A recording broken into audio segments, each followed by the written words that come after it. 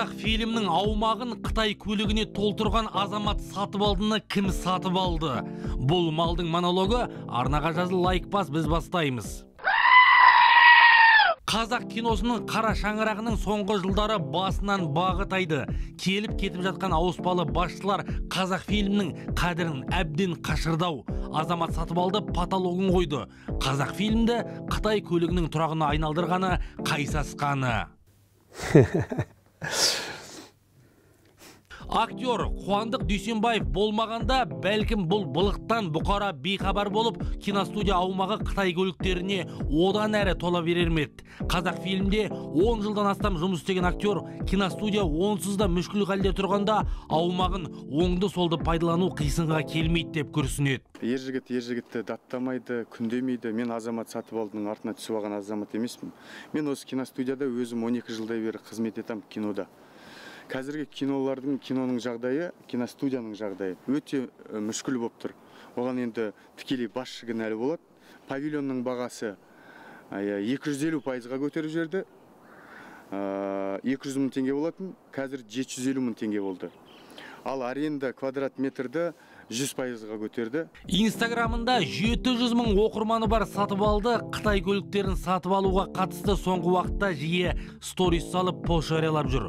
Қазақ фильмге 3 күн бұрын 100-ге жуық көліктің топ ете қалуы кездейсоқтық па?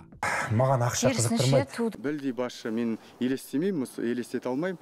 Мысалы үшін кезіндегі басшылардан алып көрсек, мысалы үшін үлкен басшы автокөліктерді жарнамалап жүру. Бұл кісінің саясаты жалпы өсірмеу ғой деймін киностудияны, өшіру. Қазақ фильм автосалонға айналған ба деген шу шыққасын, амал жоқ, дым болмағандай түр жасаған жасанды актерлігімен азамат үнін қатты.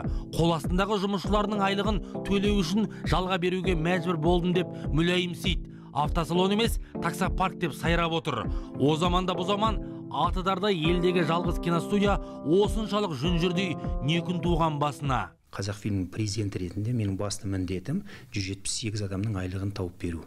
Ол жалға берем ба, ол өзімді сатам ба, жоқ әлде басқа да жұмыстар жасайым ба, ол жалпы менің міндетім. Сондықтан да мен барынша осындай жұмыстар арқылы, мен кинодан да басқа жұмыстар арқылы мен 178 адамның айлығын тауып беріп тұрмын керек. Бұл кәдімгі таксопарк арнайы, ешқандай бұл жерде мәшине сатылмайды, бұл автосалон емес. Айлық төлеуге мәжбүр болдым деген желеумен ертең мейрамхана не тойханаға жалға берсең таңғалмаймыз. Бүгін енді халал той. 90 жылдық тарихы бар қайран көнекөз киностудия. Қазақ киносының іргетасын қалап, қара шаңырақ еткен Шәкен Айманов атамыздың арманы осы мед. Не билігі, не басшысы қажет қылмай, қаржы жоқ деп кім көрінгенге өнер құрдасын жалға беріп, құнжынын шығарып жатыр.